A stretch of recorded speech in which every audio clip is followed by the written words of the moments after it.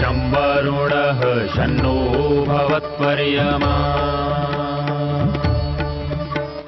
शन्न इन्द्रो बृहस्पतिः शन्नो विष्णुरुक्रमः ॐ शान्ति शान्ति शान्तिः।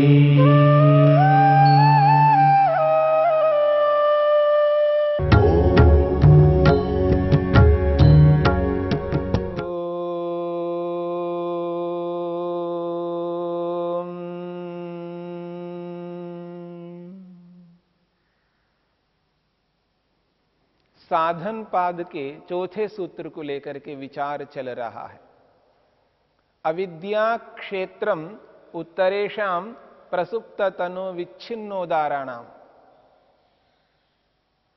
इस सूत्र में अविद्या, अस्मिता, राग, द्वेष और अभिनिवेश, इन पांचों क्लेशों की 4 अवस्थाएं बताइए।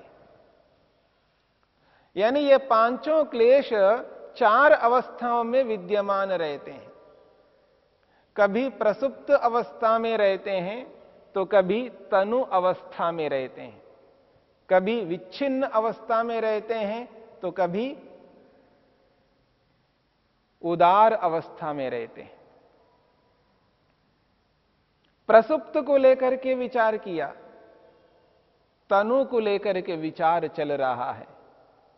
महर्षि वेदव्यास ने तनु की परिभाषा करते हुए कहते हैं, प्रतिपक्ष भावनोपहता क्लेशाः तनवो भवन्ति। प्रतिपक्ष भावना से क्लेश तनु हो जाते हैं, यानी कमजोर हो जाते हैं। यदि क्लेश को कमजोर नहीं करते हैं तो एक बार किसी वस्तु में द्वेष उत्पन्न हुआ है, दोबारा जब उस पदार्थ में, उस विषय में द्वेष उत्पन्न होगा तो उसी रूप में उत्पन्न होगा और बल्कि उससे अधिक तीव्रता से उत्पन्न होगा। किसी वस्तु में राग उत्पन्न हुआ है तो दोबारा जब उसमें राग होने लगेगा तो उतनी मात्रा में राग होने लगेगा और उससे अधिक भी राग होने लगेगा। जैसे जैसे राग का अभ्यास करता है तो राग बढ़ता जाता है, द्वेष करने लगता है तो द्वेष और बढ़ने लगता है। जब किसी वस्तु का बार बार अभ्यास किया जाता है तो उसकी क्षमता बढ़ जाती है। इस बात को सभी जानते हैं, परंतु यहां पर हमें उनकी क्षमताओं को बढ़ाना नहीं है। राग को जितनी मात्रा में राग है तो उस मात्रा को और बढ़ाना नहीं है, जितना द्वेष है उसको और बढ़ाना नहीं है। करना क्या है? उसको घटाना है, कम करना है। उस राग को, द्वेष को, अभिनिवेश को, अस्मिता को, अविद्या को, यानी पांचों क्लेशों को हमें कमजोर करना है। क्लेशों को कमजोर करने को ही तनु शब्द से स्पष्ट किया है। प्रतिपक्ष भावना उपहता क्लेशा तनवो भवन्ति। प्रतिपक्ष भावना के माध्यम से क्लेश कमजोर होते हैं और प्रतिपक्ष भावना हम क्रिया योग के माध्यम से करते हैं। प्रतिपक्ष भावना को क्रिया योग के माध्यम से जीवन में धारण करते हैं, यानी क्लेशों के विरुद्ध भाव मन में उत्पन्न करते हैं, तप के माध्यम से, स्वाध्याय के माध्यम से और ईश्वर प्रणिधान के माध्यम से। प्रतिपक्ष भावना का केवल क्रिया योग ही एक उपाय नहीं है। प्रतिपक्ष भावना के लिए योग दर्शन में जितने भी उपाय बताए हैं वो सारे के सारे उपाय प्रतिपक्ष भावना के रूप में कहे जाएंगे। वो सबके सब उपाय, जिस प्रकार तप को, स्वाध्याय को, ईश्वर प्रणिधान को प्रतिपक्ष भावना के रूप में कहा जाएगा, ठीक उसी प्रकार से यम के जितने विभाग है, नियम के जितने विभाग है, आसन है, प्राणायाम है, प्रत्याहार है, धारणा है, ये सब के सब उपाय प्रतिपक्ष भावना के रूप में कहे जाएंगे। और इन सारे उपायों को अपना करके हम इन क्लेशों को कमजोर करते हैं। और क्लेशों को कमजोर करने के लिए इन उपायों को बार बार अपनाना है। हां, प्रसंग में क्रिया योग आ रहा है, क्योंकि क्रिया योग के माध्यम से हम क्लेशों को कमजोर करना चाहते हैं। हमारा उतना ऊंचा स्तर नहीं है जो समाधि पाद में जिन लोगों को ध्यान में रख कर के बताया गया है, ऐसा स्तर नहीं है। हम तो साधारण हैं। हम अपने आप को साधारण मानते हैं। हम अपने मन को एकाग्र नहीं कर पा रहे हैं। हमारा मन चंचल है। ऐसा जो व्यक्ति है, ऐसे व्यक्ति के लिए क्रिया योग को उपाय के रूप में बताया गया है। जो व्यक्ति अपने आप को सर्वसाधारण मानता है, अति सामान्य मानता है, ऐसा व्यक्ति जो अपने मन को चंचल बना के रखता है, ऐसा व्यक्ति जो विषय भोगों की ओर आकृष्ट हुआ है, विषय ही उसके लिए लक्ष्य बने हुए हैं, यानी संसार ही उसका जीवन का लक्ष्य है, संसार के पदार्थ ही उसको अपनाना है, उसे मुक्ति मोक्ष रूपी लक्ष्य को विचारना ही नहीं है। ऐसा जो व्यक्ति है, ऐसे व्यक्ति को प्रारंभ में क्रिया योग को अपनाना है। तो यहां क्रिया योग प्रतिपक्ष भावना है।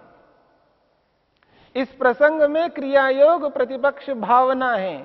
यदि व्यापक रूप से देखा जाए तो योग दर्शन में जितने भी उपाय बताए हैं क्लेशों को कमजोर करने के लिए, क्लेशों को नष्ट करने के लिए, वो सारे के सारे उपाय प्रतिपक्ष भावना में आते हैं। तो ये जो प्रतिपक्ष भावना है, क्रियायोग के माध्यम से, तप स्वाध्याय ईश्वर प्रणिधान के माध्यम से हम करके क्लेशों को कमजोर कर सकते हैं। बार बार क्रिया योग का अभ्यास करना है और बार बार इन क्लेशों को कमजोर करना है। जिस प्रतिशत में क्रिया योग को अपनाया जाता है, तदनुरूप उसी प्रतिशत में क्लेश कमजोर होने लगते हैं। और क्लेशों को कमजोर करना आवश्यक है। जो राग कमजोर हो गया है, जब दोबारा प्रवृत्त होता है विषय के प्रति, उस वेग से, उस आवेग से प्रवृत्त नहीं होता, उसमें कमी आ जाती है। क्योंकि प्रतिपक्ष भावना से उसको कमजोर किया है।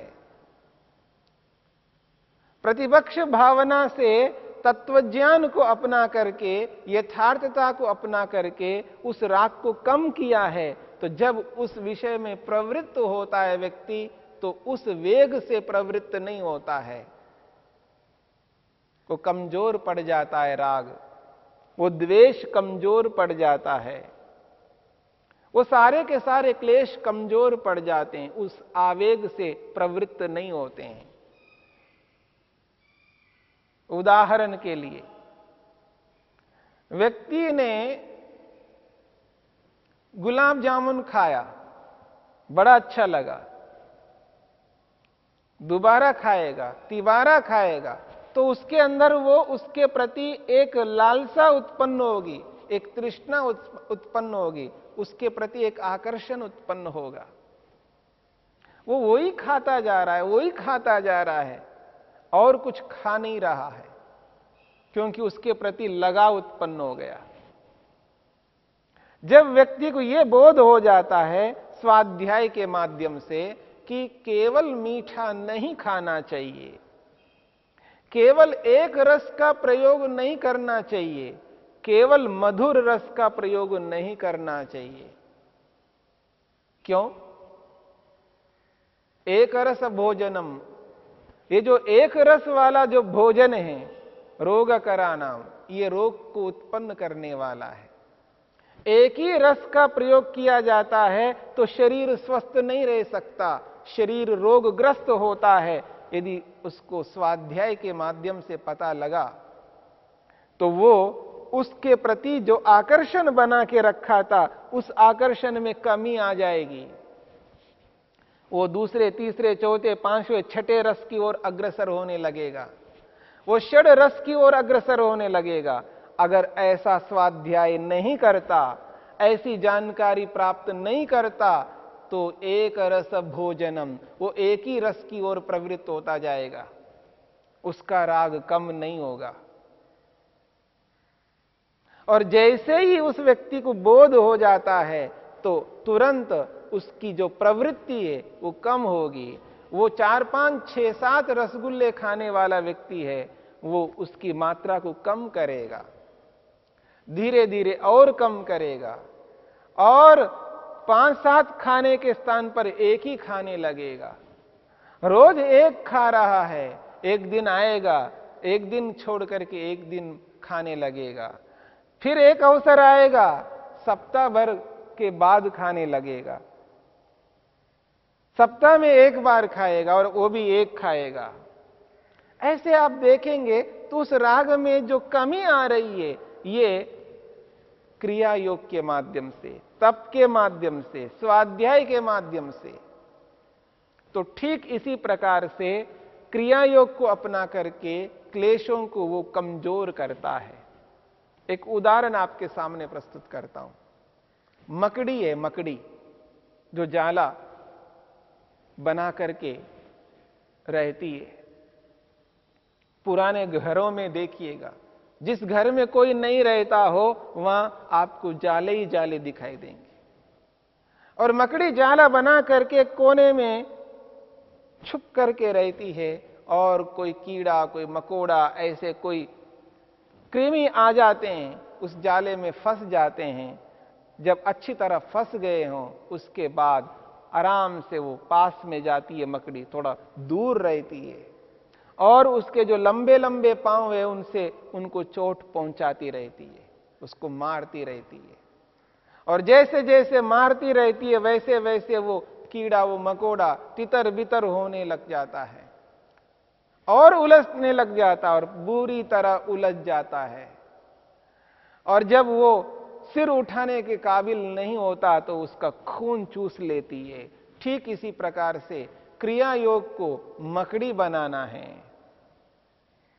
ये जो क्रिया योग है, इसको मकड़ी के रूप में अपने अंदर धारण करना है, और इस क्रिया योग रूपी मकड़ी से इन 5 क्लेशों को दबाना है, चोट पहुंचाना है।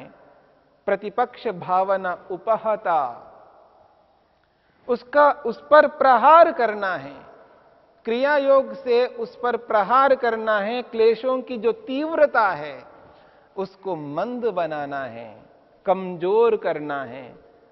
उस तीव्रता को मंद करते जाना है, और इतना मंद करना है, इतना मंद करना है कि वो क्लेश व्यवहार में आ ही ना सके, वो कार्यरत ना हो सके। इतना कमजोर क्लेशों को बनाना है। जब इतना कमजोर क्लेश बन गया है, तब वो कार्यरत होने में सक्षम नहीं रहेंगे। बहुत कमजोर होता है व्यक्ति, इतना कमजोर होता है वो खड़ा नहीं हो सकता।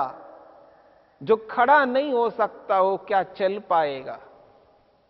ठीक इसी प्रकार से क्लेशों को ऐसा ही कमजोर करना है कि वो उठ ना सके, वो व्यवहार में आ ना सके, वो कार्यरत ना हो सके। उसके लिए व्यक्ति को घोर तप करना है, घोर स्वाध्याय करना है, इतना ज्ञान एकत्रित करना है कि वह ज्ञान व्यक्ति को उस गलत कार्य को रोक सके, उसको तपस्या करा सके।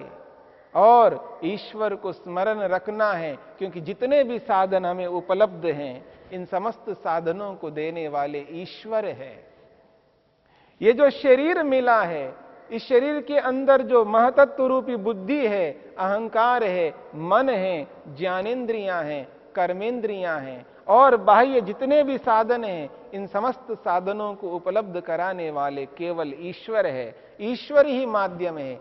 ईश्वर के माध्यम से ही और जितने भी मनुष्य हमें उपलब्ध करवा रहे हैं, उनके पीछे भी ईश्वर है। सबके पीछे ईश्वर है। इस संपूर्ण ब्रह्मांड के पीछे भी ईश्वर है।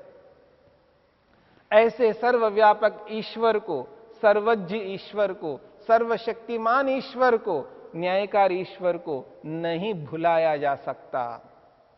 यदि ईश्वर की व्यापकता को, सर्वज्ञता को, उसकी सर्वशक्तिमत्ता को, उसकी न्यायकारिता को सामने रखेंगे तो डर लगेगा, अनिष्ट से बचेंगे। तो ईश्वर प्रणिधान को अपना करके, स्वाध्याय को अपना करके, तप को अपना करके इन क्लेशों के ऊपर प्रहार करना है, इन क्लेशों को कमजोर करना है। प्रतिपक्ष भावना उपहता क्लेशा तनवो भवंती, ये तब जाकर के कमजोर होते हैं। और जिस अंश में क्रिया योग को जीवन में धारण करेंगे, उसी अंश के अनुसार, अर्थात जिस प्रतिशत के अनुरूप हम क्रिया योग को अपनाएंगे, उसी प्रतिशत से क्लेश कमजोर होने लगते हैं। और जैसे जैसे क्लेश कमजोर होते हैं, वैसे वैसे और अधिक व्यक्ति तप करने का, और अधिक स्वाध्याय करने का, और अधिक ईश्वर प्रणिधान करने का सामर्थ्य उत्पन्न करेगा। जैसे क्लेशों को बढ़ाने में सामर्थ्य उत्पन्न होता रहा अब तक, अब क्लेशों को रोकने में, क्लेशों को कमजोर करने में सामर्थ्य को उत्पन्न करना है। अभ्यास किसी भी स्थिति में कर सकते हैं। जैसे व्यक्ति खा खा करके अत्यधिक खाने का अभ्यास करता है, तो कोई व्यक्ति ना खा करके ना खाने का अत्यधिक अभ्यास करता है। दोनों स्थितियां संसार में हैं। एक व्यक्ति अधिक से अधिक खा खा करके बहुत अधिक खाने का अभ्यास करता है, तो आप देखेंगे संसार में एक ऐसा भी व्यक्ति है जो ना खाने का अभ्यास कर करके बहुत कम खाने का या बिल्कुल ना खाने का अभ्यास भी करता है। तो दोनों प्रकार से अभ्यास हम कर सकते हैं। ठीक इसी प्रकार यहां पर क्रिया योग को अपना करके इन क्लेशों को कमजोर करने का भी हमें अभ्यास करना है। जितना अधिक क्रिया योग को जीवन में धारण करेंगे, उतना ही अधिक क्लेश कमजोर होंगे। और जितना अधिक क्लेश कमजोर होंगे, तो हमारी जो प्रवृत्ति है विषय भोगों की ओर जो हम अग्रसर होते हैं, विषय भोगों को अपनाना जो चाहते हैं, उनसे हम दूर होंगे। विषय भोगों को अपनाने की जो दृष्टि है वो कम होती जाएगी, और विषय भोगों में फंसेंगे नहीं तो हम ईश्वर की ओर अग्रसर होंगे, अपने लक्ष्य की ओर अग्रसर होंगे। दुखों को छुड़ाने की जो दृष्टि है उसको अच्छी तरह हृदयंगम करेंगे, और तप, स्वाध्याय, ईश्वर प्रणिधान के माध्यम से क्लेश जब पूर्ण रूप से कमजोर हो जाते हैं, तो वो कार्यरत नहीं होंगे और वो कार्य करने में असमर्थ रहेंगे। जिस प्रकार प्रसुप्त अवस्था वाले क्लेश कार्य नहीं करते हैं, जिस प्रकार से दग्धबीज अवस्था वाले कार्य नहीं करते हैं, ऐसे ही तनु अवस्था वाले क्लेश भी कार्य नहीं करेंगे। ऐसी स्थिति को प्राप्त करना है।